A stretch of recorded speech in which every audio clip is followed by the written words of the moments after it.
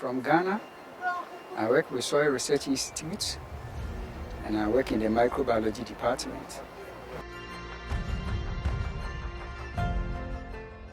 Ghana, recently there's a lot of illegal mining activities, and also there's a lot of this industrial pollution, emission of poisonous gases into the atmosphere. So all these have been a lot of challenges Ghana is facing now. And there's other means trying to restore various lands, but the outcome hasn't been that successful. So there's a lot of illegal activities going, and also this pollution from these industries. So these are some of the challenges we are facing now. I think there should be strict regulation controlling the activities of illegal mining. I think we have regulations, but they are not really informed or implemented.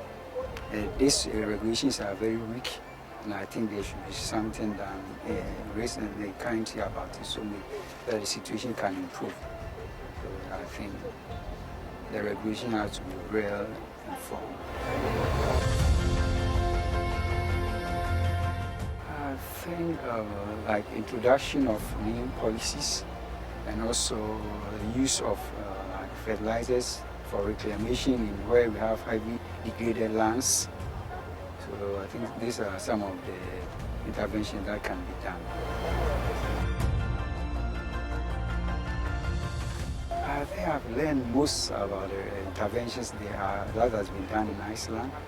At least like control of overgrazing, control of erosions. So these are some of the key things that I've really learned in Iceland, which I can implement in Ghana.